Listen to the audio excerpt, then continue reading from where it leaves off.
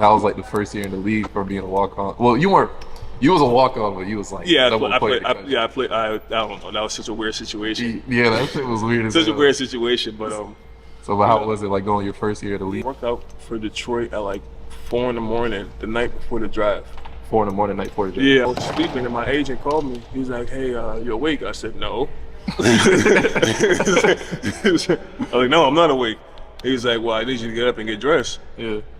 I said, "What for?" He was like, "I need you to get up and get dressed. You're gonna go work out with Detroit." Like, what am I going to work out for Detroit for? Like, you told me I'm projected top 5. Like, why would I go for a team that is at 9? Like, just go. Trust me. Like, you never know what happens in the draft. The draft is crazy. Just go do the workout. Yeah. So boom, I get up. So now it's like 5 o'clock in the morning. I get to the gym. Joe Dumars is there. George David, his assistant GM, was there. So they put me through a workout. I do pretty well, obviously, for 5 in the morning. Like a guy that was just sleeping. So it was a decent workout. Yeah. And I remember I was sitting down and I was just looking out on the court. I'm like, damn, I really just worked out at 5 in the morning in front of these guys. Like, I wonder what they're thinking. 'Cause I know I'm fucking tired. So I'm wondering what they're thinking. So I remember George David put his hand on my shoulder. He was like, "I know you're projected to go pretty high in the draft, but just know if you do happen to fall to 9, so you have a home." Yeah.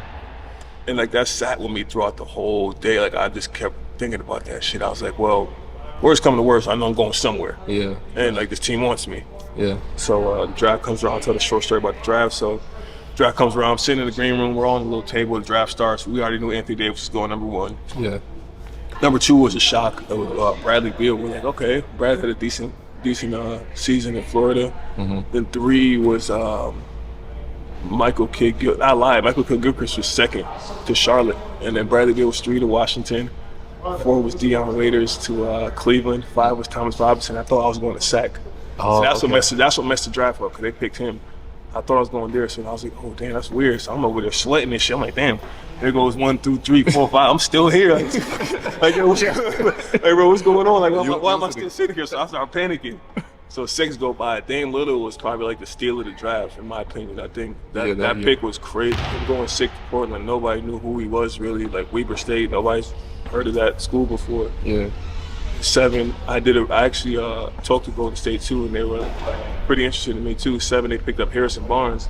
I'm like, all right, Harrison Barnes had a really good career over at North Carolina. Yeah. So then 8, I remember I was sitting down. 8 was Toronto, and I've never been to Toronto before. I'm from Connecticut, so I'm like, I don't even know what it is to be in another country, yet alone play there. Yeah. So, like, bro, I'm not trying to go to no other country, so I was nervous. So, bro, with the hat, so the guy come on the hat to like present you. Oh yeah, they gotta give you that. So he's next to me. Yeah. He's between me and Terrence Ross. Yeah.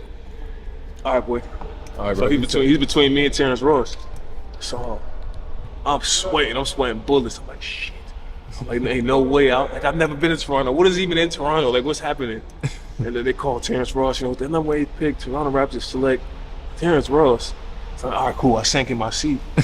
But then once the pick went by, like, reality started setting in. I was like, holy shit, I'm about to be called. Like, because Detroit was 9. Yeah. So I'm like, like this overwhelming like feeling of emotions just like went through my body. I was crying like a bitch for at least like, I cried a lot. I was so much emotions came over me, bro. Like, just to hear my name being called and like being one of the last guys to be called up by David Stern in the lottery.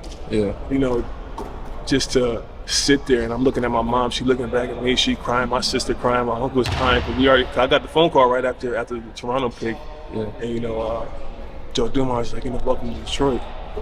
And I'm like, damn, bro, this is crazy. Like, this is like my life is over. Like, this is it. Like, everything is about to like start right. Like, my life starts today. So I just remember being called. I go up on stage, I shake David Stern's hand. Still to this day, one of my worst and most uncomfortable looking pictures I've ever taken. My eyes is all red and shit. I'm squinting like this. I'm crying so hard. Like, it's a horrible picture, all in all. I can. Just like Twitter was a wild. Yeah, it's a horrible picture. A horrible picture, all in all. So, yeah, some technical difficulties, but we back. No, it's all good. Shit happens sometimes, man. So, after taking the picture and all that, and going to the green room, doing my press conference, and just really letting it all sink in, and looking at my mom again after my interview, I'm like, damn, like, we did it. Like, I just thought about everything, like my whole 17 years of life just flash in front of me as I'm walking to the stage and shake David Stern's hand. And the rest is history, man. Detroit, I owe my life to them, man. They took a chance on me at 9, and I gave everything I had when I was out there for the 8 years I was there. My first year was interesting. I got hurt midway through the season, right before All-Star break. I had a stress fracture in my back.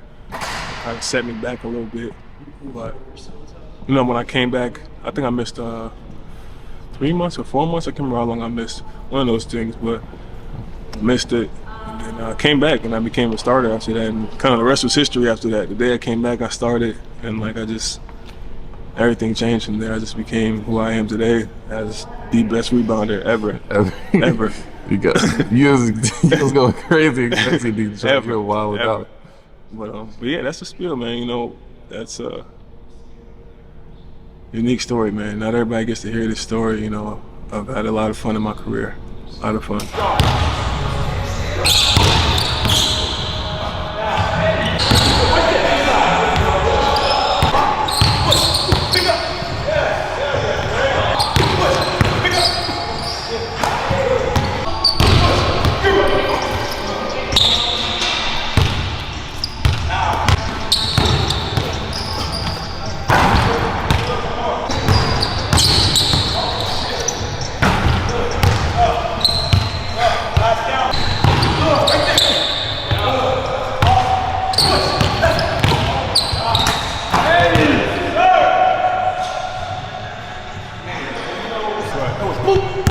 Like, that's how you got to play out of that.